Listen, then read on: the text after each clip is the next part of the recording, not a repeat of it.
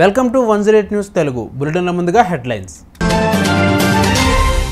బంగ్లాదేశ్ తాత్కాలిక ప్రభుత్వ అధినేతకి మోడీ అభినందనలు. నేడు గూగుల్, అమెజాన్ ప్రతినిధులతో సీఎం రేవంత్ రెడ్డి భేటీ. రైల్వే స్టేషన్లో కిడ్నాప్కు గురైన 5 ఏళ్ల బాలిక, 24 గంటల్లోనే బాలికను కాపాడిన రైల్వే పోలీసులు. మా నాన్న మాకు కావాలి, రచ్చకెక్కిన దువ్వాడ శ్రీనివాస్ ఇంటి గొడవలు. సినిమా చెట్టు అంటే నాకు ప్రాణం, దాన్ని బతికిస్తే మళ్ళీ ఓ పెద్ద సినిమా తీస్తా, కుమారదేవంలో వంశీ వేదన. ప్రమాణ స్వీకారం చేసిన మొహమ్మద్ యూనన్ను ప్రధాని నరేంద్ర మోడీ అభినందించారు. బంగ్లాదేశ్లోని హిందువులతో సహా పౌరులందరికీ భద్రత కల్పించాలని కోరారు. ప్రధాని మోదీ తన సోషల్ మీడియా పోస్టులో ఇలా రాశారు: కొత్తగా బాధ్యతలను స్వీకరించిన ప్రొఫెసర్ మొహమ్మద్ యూనన్కు నా శుభాకాంక్షలు. హిందువులు, ఇతర మైనారిటీ వర్గాల భద్రతకు భరోసానిస్తూ సాధారణ స్థితికి త్వరగా తిరిగి రావాలని మేము ఎదురు చూస్తున్నాము. శాంతి, భద్రత, అభివృద్ధి కోసం ఇరు దేశాల ప్రజల భాగస్వామ్య ఆకాంక్షలను నెరవేర్చడానికి బంగ్లాదేశ్తో కలిసి పనిచేయడానికి భారతదేశం కట్టుబడి ఉంది అని రాసుకొచ్చారు. ఇవాళ సీఎం రేవంత్ రెడ్డి గూగుల్ ప్రతినిధులతో భేటీ కానున్నారు. ఆ తర్వాత సీఎం రేవంత్ రెడ్డి స్టాన్ఫోర్డ్ యూనివర్సిటీలోని బయోడిజైన్ సెంటర్కి వెళ్తారు. యూనివర్సిటీలోని sustainability dean Arun Mujumdar, professor Raj దత్తో వివిధ అంశాలపై చర్చిస్తారు. అక్కడ పలు కంపెనీల ప్రతినిధులతో సీఎం రేవంత్ రెడ్డి సమావేశం కానున్నారు. తెలంగాణ రాష్ట్రంలో పెట్టుబడులు పెట్టి తగిన అవకాశాలు కల్పిస్తామని ప్రకటించారు. గూగుల్ ప్రతినిధులతో సమావేశం అనంతరం సీఎం రేవంత్ రెడ్డి బృందం Amazon global data centre planning vice ప్రెసిడెంట్తో సమావేశం కానుంది. ఆ తర్వాత జెట్ స్కాలర్ జై చౌదరిని, కంపెనీ వ్యవస్థాపకుడు మరియు సీఈఓ కలుస్తారు.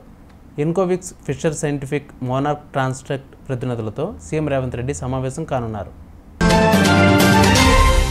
సికింద్రాబాద్ రైల్వే స్టేషన్లో కిడ్నాప్కు గురైన 5 ఏళ్ల బాలికను రైల్వే పోలీసులు కాపాడి తల్లిదండ్రులకు అప్పగించారు.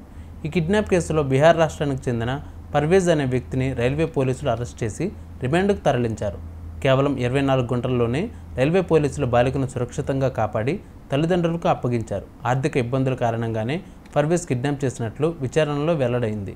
జగద్గిరిగుట్టకు చెందిన జాఫిక్ గేనియం బేగం దంపతులు తమ 2 కుమార్తెలతో కలిసి బంధువుల ఇంటికి వెళ్లేందుకు సికింద్రాబాద్ రైల్వే స్టేషన్కు వచ్చారు. చిన్నారులకు భోజనం తీసుకురావడం కోసం తల్లి రైల్వే స్టేషన్ బయటకు వెళ్ళింది. చిన్న కుమార్తెను రైల్వే స్టేషన్లో కూర్చోబెట్టి వెళ్ళగా గుర్తు తెలియని దుండగుడు బాలికకు మాయమాటలు చెప్పి అపహరించుకుని తీసుకువెళ్లాడు. రైల్వే స్టేషన్లోకి తిరిగి వచ్చిన బాలిక తల్లి కుమార్తె కనిపించకపోవడంతో వెంటనే రైల్వే పోలీసులకు ఫిర్యాదు చేసింది.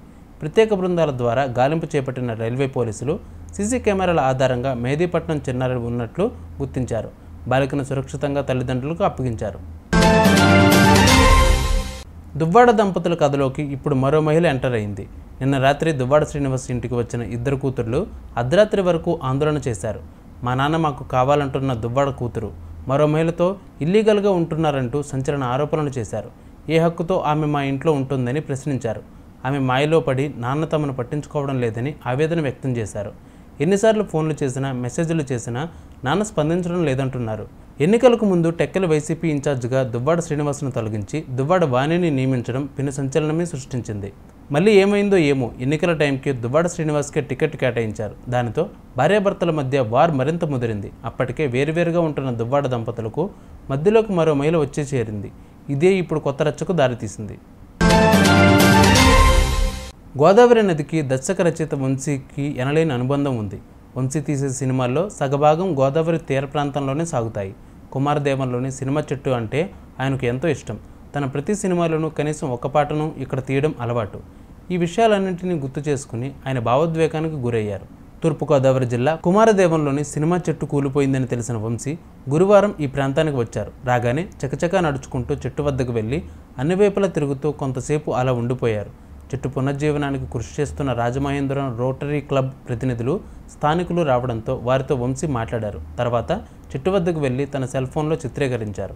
చూసారుగా ఇవి వాళ్ళ బులెటిన్ అప్డేట్స్. మరిన్ని అప్డేట్స్తో మళ్ళీ మీ ముందుకు వస్తాను. అంతవరకు కీప్ వాచింగ్ 108 న్యూస్ తెలుగు.